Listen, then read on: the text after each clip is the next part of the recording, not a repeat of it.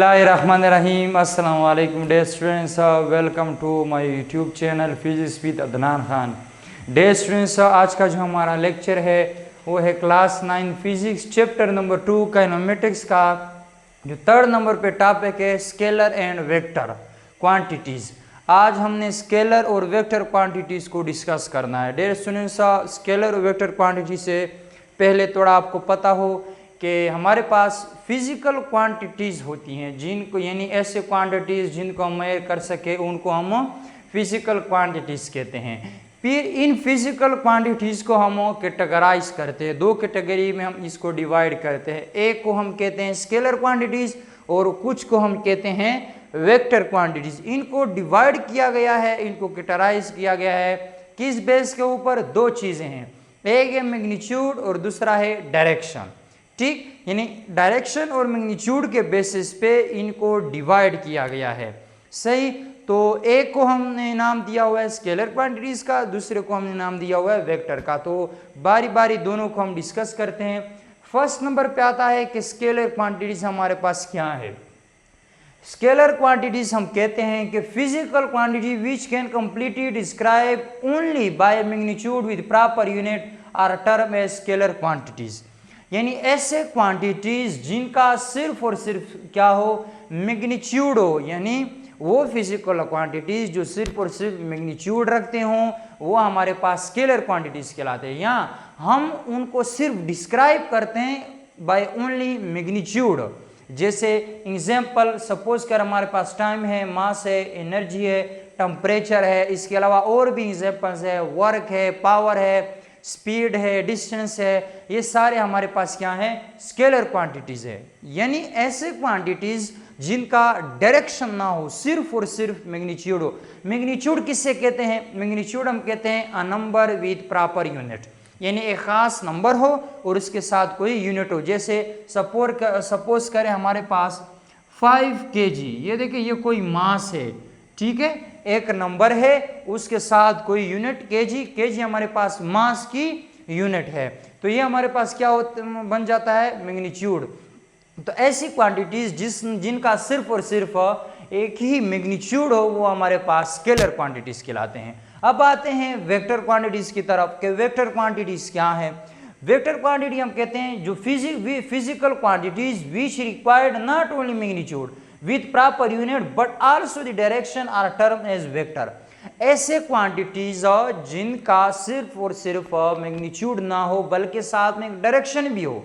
यानी ऐसे क्वांटिटीज जिनके मैग्नीट्यूड भी हो और डायरेक्शन हो, दोनों चीजें हो, ये हमारे पास वेक्टर क्वांटिटीज कहलाते हैं. यानी उनको हम वेक्टर क्वांटिटीज कहते हैं. ऐसे फिजिकल क्वांटिटीज जिनका मैग्नीट्यूड भी हो और डायरेक्शन भी हो, दोनों बोथ हमारे पास दोनों चीज़ें हों, वो हमारे पास वेक्टर क्वांटिटीज कहलाते हैं. जैसे सपोज करें एग्जांपल मैंने यहाँ पे आपको दी है फोर्स, वेट एंड वेलोसिटी. ये हमारे पास क्या होते हैं? यानी फोर्स हमारे पास एक वेक्टर क्वांटिटी है, वेलोसिटी एक वेक्टर है, वेट एक वेक्टर है, डिस्प्लेसमेंट एक वेक्टर है, एक्सेलरेशन हमारे पास एक वेक्टर क्वांटिटीज हैं. यानी इनका कुछ ना मैग्नीट्यूड जो है, देखिए स्टूडेंट स्केलर और वेक्टर में एक चीज तो कॉमन है, वो है मैग्नीट्यूड. यानी अगर स्केलर हो चाहे वेक्टर हो, मैग्नीट्यूड दोनों में होगा. लेकिन सर फर्क सिर्फ जो है एक ही चीज का है और वो ये है कि स्केलर क्वांटिटीज की कोई डायरेक्शन नहीं होती और वेक्टर क्वांटिटी की एक खास सिमत होती है, एक खास डायरेक्शन होती है. सपोज करें हम किसी दुकानदार को कहते हैं ना कि 5 किलो का जो है हमें टमाटर दे दें. अब ये नहीं कहते कि 5 किलो टमाटर उस तरफ या इस तरफ, कोई डायरेक्शन हम शो नहीं करते. तो ये हमारे पास क्या हो जाती है? Scalar quantity. इस तरह टाइम हम किसी से कहते हैं ना कि कितना टाइम गुजर गया है. अब फॉर एग्जांपल हम कहते हैं 5 मिनट गुजर गए. 5 मिनट से ये क्या है? मैग्नीट्यूड आपने बता दिया, कोई डायरेक्शन हम इसमें मतलब है इन्वॉल्व नहीं करते. जबकि वेक्टर में हम कहते हैं सपोज कि हमारे पास एक बॉडी है, वो मूव कर रही है, उसकी वेलोसिटी है टुवर्ड ईस्ट, यानी ईस्ट की तरफ वो जा रही है. कितनी? सपोज करें 5 मीटर पर सेकेंड वेलोसिटी के साथ. तो हमने मैग्नीट्यूड यानी उसके साथ डायरेक्शन भी हमने इन्वॉल्व कर दी. तो ऐसी क्वांटिटीज हमारे पास वेक्टर क्वांटिटीज कहलाती है. अब ये वेक्टर जो है इसको हम रिप्रेजेंट करते हैं एक कोऑर्डिनेट सिस्टम के अंदर. कोऑर्डिनेट सिस्टम को मैं थोड़ा सा एक्सप्लेन कर दूं, ये क्या होता है. Coordinate system is used to locate position of any point. किसी भी पॉइंट की अगर आपने पोजीशन को यानी लोकेट करना है, पोजीशन की लोकेशन जो स्पेसिफाई करनी है, तो उसके लिए हम कोऑर्डिनेट सिस्टम का इस्तेमाल करते हैं। सपोज करें यहाँ पर मैंने कोऑर्डिनेट सिस्टम बनाया है, पहले थोड़ा सा एक्सप्लेन करूँ, जो ऊपर हिंट्स मैंने लिखे हैं फिर इधर जो है समझाता हूँ। अच्छा, it consist of two mutual perpendicular line, इसमें दो हमारे पास म्यूचुअली परपेंडिकुलर लाइंस होते हैं। Horizontal line is called X axis and vertically line is called Y axis. ये दो लाइन, एक लाइन आपके पास ये है जिसको हम हॉरिजॉन्टल कहते हैं, और एक लाइन आपके पास ये है जिसको हम वर्टिकली कहते हैं। Point of intersection of this line is called origin. जिस पॉइंट के ऊपर ये इंटरसेक्ट करते हैं, जहाँ पे ये जुड़ते हैं एक दूसरे के साथ या एक दूसरे को कट आउट करते हैं, वो पॉइंट क्या कहलाता है? ओरिजिन। तो ये दोनों लाइन जो है एक पॉइंट के ऊपर आके इंटरसेक्ट होते हैं, वो पॉइंट ओरिजिन कहलाता है। तो ये हमारे पास एक कोऑर्डिनेट सिस्टम है। सपोज करें इधर कोई पॉइंट है, ठीक है, इधर कोई पॉइंट, में इसको नाम देता हूं पॉइंट पी का। तो इस पॉइंट को अगर मैं देखना चाहूँ ये किस पोजीशन के ऊपर है, तो ये देखिए डियर स्टूडेंट्स, ये 4 और 3 के बीच में, और यहाँ पर 4 से, यानी ये पॉइंट कहाँ पर है?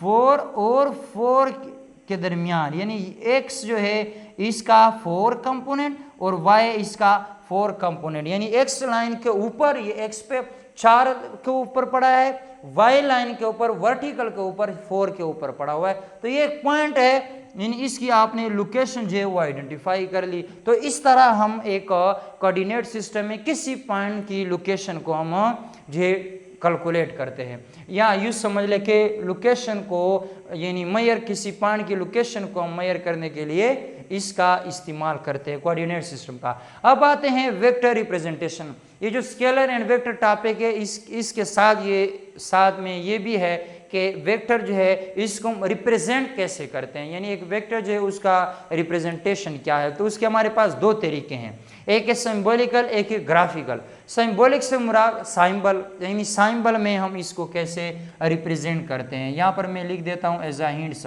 के साइंबल, इसमें हम वेक्टर को एज अ साइंबल रिप्रेजेंट करते हैं, जबकि इसमें हम वेक्टर को ग्राफ के अंदर जो है रिप्रेजेंट करते हैं। तो बारी बारी में एक एक को जो है डिस्कस करते हैं। सिंबॉलिकल पहले फर्स्ट नंबर पे आता है कि symbolically a vector can be represented by a capital letter और small letter with an arrow over it. जो सिंबॉलिकल हमारे पास जो रिप्रेजेंटेशन है, इसमें हम वेक्टर को ऐसे रिप्रेजेंट करते हैं कि या तो कोई लेटर है ए बी सी डी, या तो उसको हम कैपिटल लिखते हैं बड़ा, या तो हम छोटा लिखते हैं, और उसके ऊपर जो है हमारे पास एक एरो जो है हम रिप्रेजेंट करते, मतलब है उसके ऊपर हम एरो लिखते हैं जो कि किस चीज को शो करता है? डायरेक्शन को। जैसे यहाँ पर मैंने लिखा है फोर्स। फोर्स एक वेक्टर क्वांटिटी है जिसका सिंबल होता है एफ, उसके ऊपर हमने एक एरो डाल दी। इसी तरह वेलोसिटी, वेलोसिटी का सिंबल होता है वी, उसके ऊपर हमने एरो डाल दी। ये एरो ही आपको बताता है कि ये जो क्वांटिटी है ये हमारे पास क्या है? वेक्टर क्वांटिटी है। तो हम इसको जो सिंबॉलिकली इस तरह भी लिख सकते हैं। सिंबॉलिकल में एक और चीज भी आ जाती है कि हम वेक्टर को बोल्ड करके भी लिख सकते हैं। सपोज करें आपके पास कोई सिंबल है ए है, मैंने पहले कहा है कि हम कोई अल्फाबेट यूज करते हैं कैपिटल, तो आप इस तरह इसको बोल्ड करके भी लिख सकते हैं। और साथ में आप अगर छोटा लिख दें, इसके नीचे भी हम एरो को जो है वो लिखते होते हैं, यानी हम इसको ऐसा भी रिप्रेजेंट कर सकते हैं जो कि सिंबॉलिक के अंदर आता है। अब आते हैं ग्राफिकल। ग्राफिक आपने यानी एक ग्राफ में आपने वेक्टर को कैसे प्रेजेंट करना है।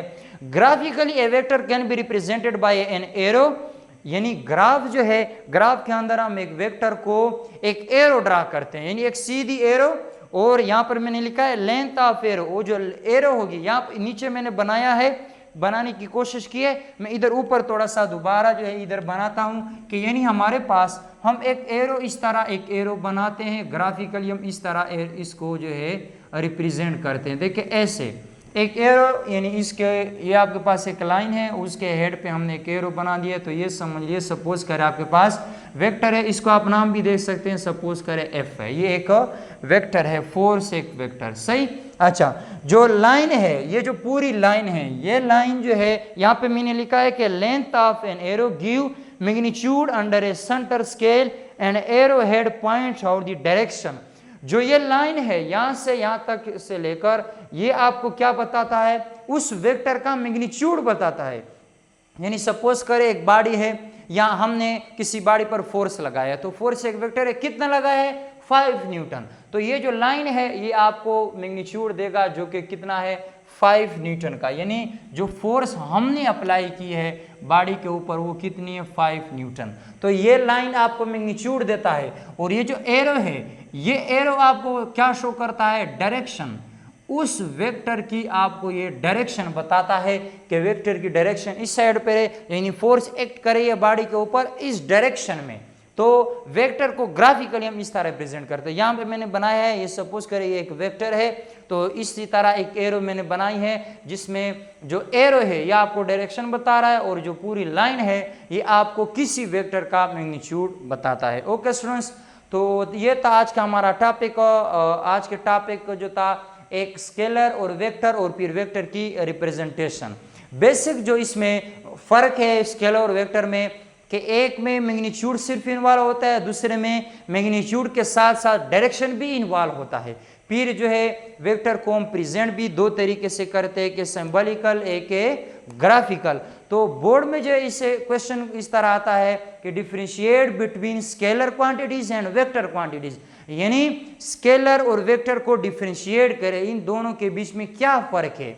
तो आपने यही चीज लिखनी है। बेसिक फर्क इनका सिर्फ और सिर्फ डायरेक्शन का है कि बाज जो है और स्केलर्स और वेक्टर्स को हम जो है as on the basis of magnitude नहीं बल्कि डायरेक्शन के मुताबिक के बेसिस पे फिजिकल क्वांटिटीज को हम डिराइव करते हैं। इसमें और भी चीज़ें हैं जो मतलब है दोनों को डिफरेंशिएट करती है। एक डायरेक्शन ही बल्कि इसमें एक होता है अलजेब्रिक सम, और भी 2-3 चीज़ें हैं। लेकिन अभी 9 जो आपके बेसिस पे है अभी तक सिर्फ आपने इतना ही कंसेप्ट इतना ही अपने जहन में बिठाना है। जब आप आगे जाएंगे हाई लेवल पे यानी एफएससी पार्ट 1 के अंदर, उधर फिर मजीद इसकी थोड़ी सी एक्सप्लेनेशन आपको दी जाती है कि स्केलर और वेक्टर में जो है सिर्फ ये फर्क नहीं है बल्कि और भी कुछ और डिफरेंस है। ओके स्टूडेंट्स, तो उम्मीद करता हूँ आज के वीडियो से आपने बहुत कुछ सीखा होगा। अगर वीडियो अच्छी लगी हो तो लाइक करें, कमेंट करें और शेयर करें। और अगर अभी तक आपने मेरा चैनल सब्सक्राइब नहीं किया तो मेरा चैनल भी सब्सक्राइब करें और अपने दोस्तों के साथ भी शेयर करें। हमेशा खुश रहें। अल्लाह हाफिज़।